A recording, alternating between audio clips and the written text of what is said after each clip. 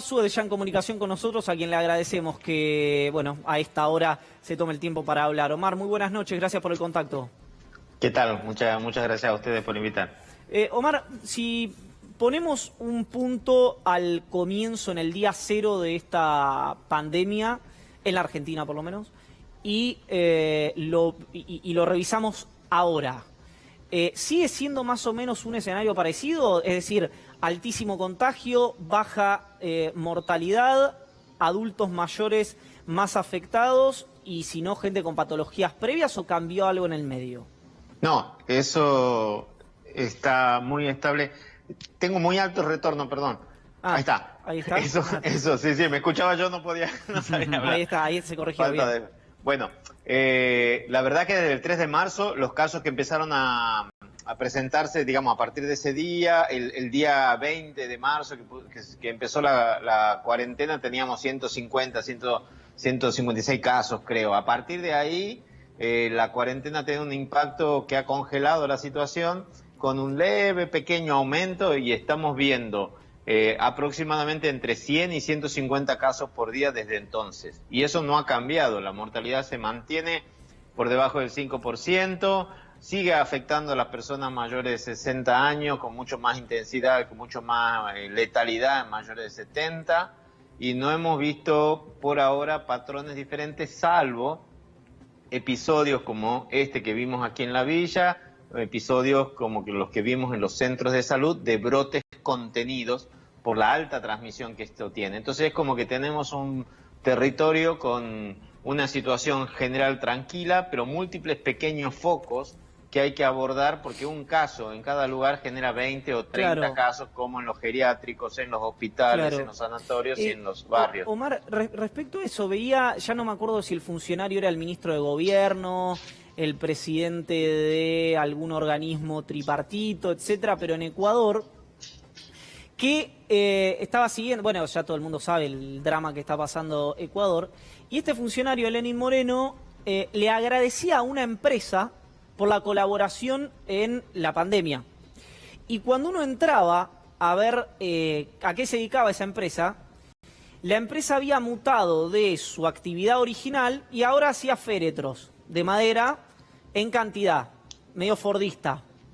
Entonces, yo lo que quiero preguntarte es, pues yo soy un cuarentenista, porque creo que si uno libera la cuarentena y suben los contagios y los muertos, la economía después se cierra igual como un bicho bolita. Exacto. Entonces, ¿hasta se puede explicar esto? ¿Encontró un límite la cuarentena? ¿Cuál sería el ideal de tiempo?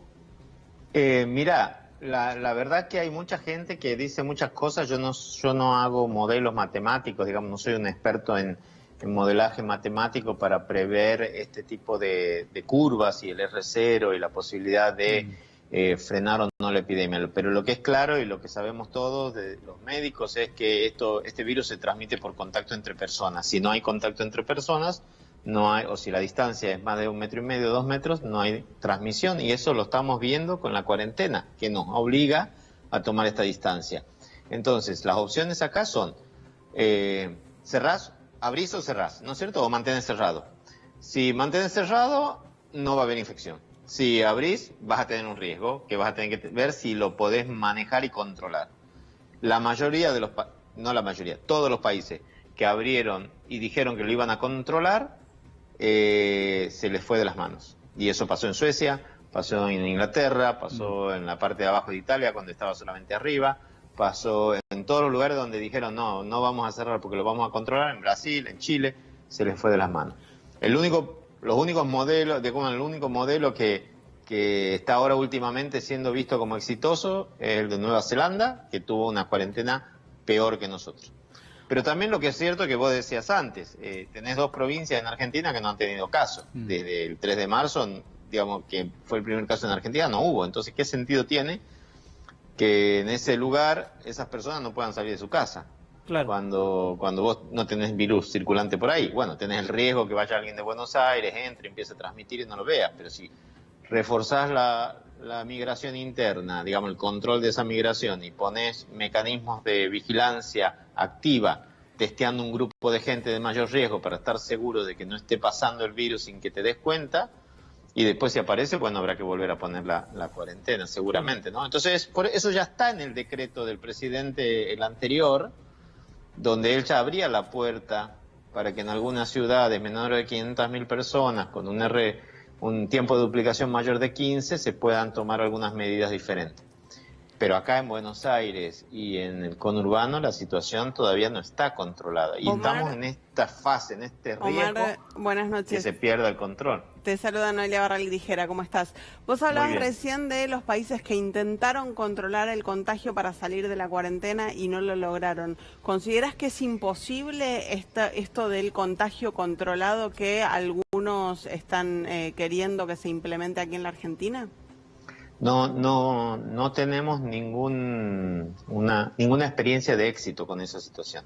Entonces, no es que yo considere, porque no tenemos mucha más evidencia que esa, pero no hay ninguna experiencia de éxito que pudiéramos haber dicho que esto funcionó. El éxito, en algunos mencionan Corea, el éxito no fue por control, no fue por contagio de la población, sino por las fuertes medidas de control de los casos positivos, que fue como hacer una cuarentena, digamos. Cuando vos tenés una capacidad de detectar al 90% de las personas y esas personas las metes en una casa, le pones un brazalete, le pones una cámara en la puerta que no lo deja salir, y si sale viene la policía en 2 segundos, es como tener una cuarentena, digamos, de alguna manera, ¿no? Doctor no fue por dejar transmitir en la comunidad.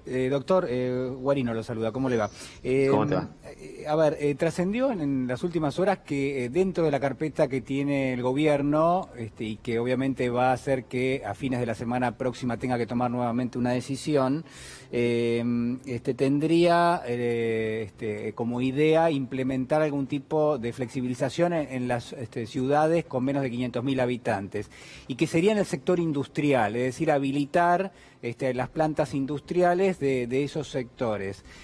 ¿Usted lo considera como algo que, en función de los números que tenemos hoy, de permanecer más o menos en estos niveles, podría darse? ¿Usted lo recomendaría o aconsejarían que de a poco empiece a retomar algo de actividad económica en esos lugares? Ese es el arte de la medicina, ¿no? En algún punto hay que afinar, sí, y hacer una especie de, digamos, de ir aflojando en lugares donde vos tenés certeza de que no va a pasar algo grave. ¿Y dónde son esos lugares? Esos son lugares que no tienen casos hace muchos días. Hay muchas provincias, hay 5 o 6 provincias que no tienen, hace más de 15 días que no tienen ningún caso. Entonces quizás en esos lugares es donde se pueden empezar a evaluar estas decisiones. Todavía no hemos discutido con el resto de expertos temas específicos de actividades o de lugares que se podrían hacer, pero básicamente tienen que ser esos lugares que están muy limitados geográficamente, que no hay mucha interconexión, porque si lo haces en San Martín, que está pegado a, quiero decir, si lo haces en un pueblo del conurbano bonaerense, que está pegado a todo el resto del conurbano o a la ciudad de Buenos Aires, es difícil, ¿no? Entonces tenés que tener en cuenta el transporte, digamos que no haya comunicaciones por trenes fluidas o subtes, que son los que llevan mucho riesgo de que haya mucha transmisión, y después que no haya en esa geografía, que esté limitado el ingreso, y las pautas de interna, que haya distanciamiento social, control de temperatura, evaluación de síntomas, un enfoque un poco más proactivo, pero podría eventualmente considerarse. Hay que mirar cada situación en particular. Doctor Gabriel Morín lo saluda.